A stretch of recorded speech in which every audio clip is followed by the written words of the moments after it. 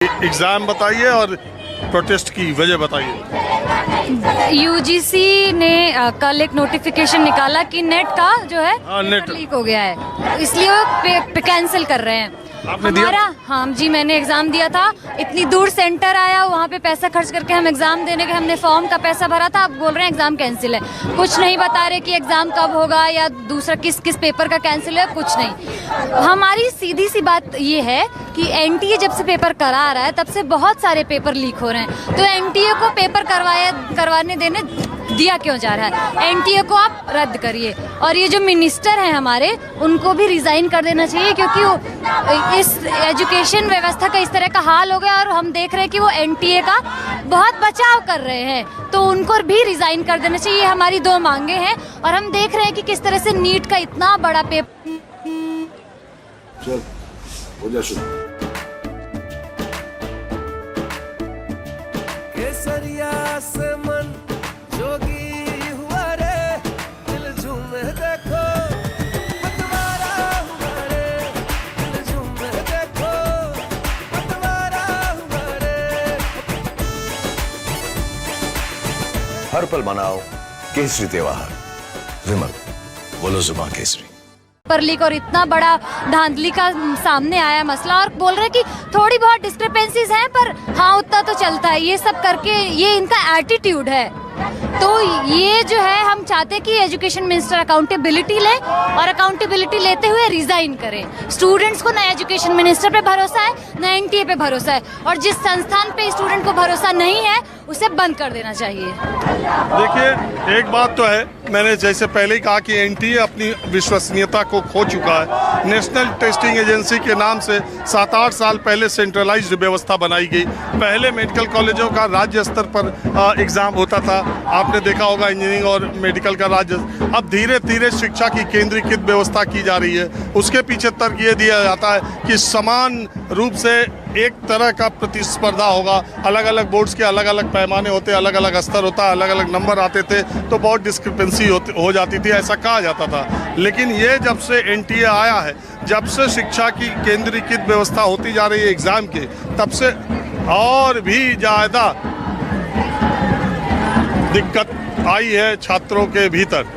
और छात्रों ने यहाँ पर रोड देखिए ब्लॉक कर रखा है, शास्त्री भवन के सामने, इधर और पीछे दोनों तरफ की रास्ते को रोका हुआ है। और कड़ी धूप में इस वक्त 44 डिग्री सेंटीग्रेड पे बच्चे यहाँ पर कर रहे हैं। मैं थोड़ा ये विरोध प्रदर्शन में है, जो जहाँ बच्चे, इसमें ज़्यादातर नेट के हैं, नीट वाले कम हैं, लेकिन नीट वाले भी कुछ है। और यहाँ से 100-150 बच्चों को पीछे भेज दिया गया।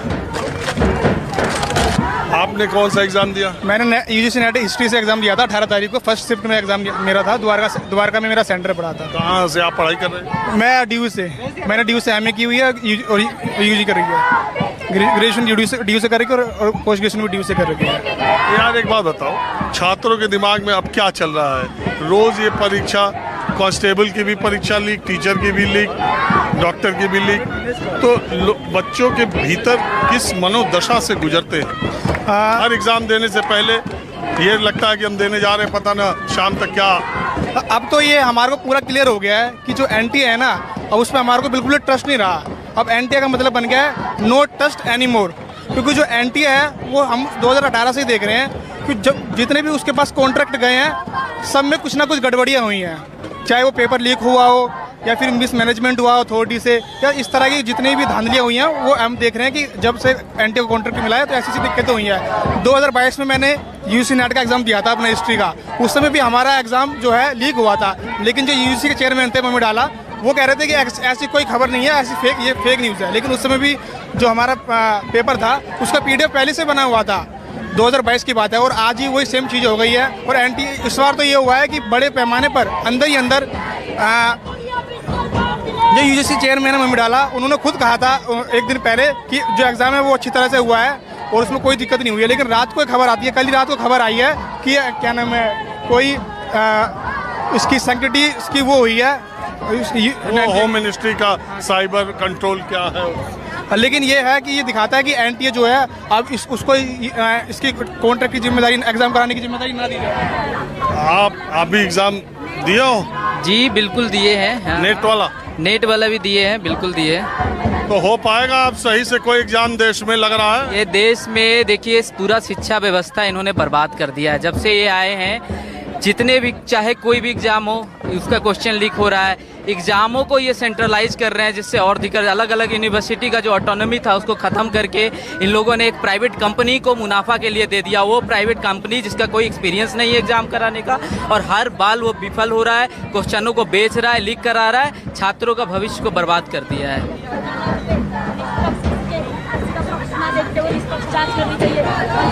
अब देखिए यहाँ पर बच्चे हैं। अच्छा, कुछ बच्चों से और बात करते, इधर आना, आप इधर आओ थोड़ा।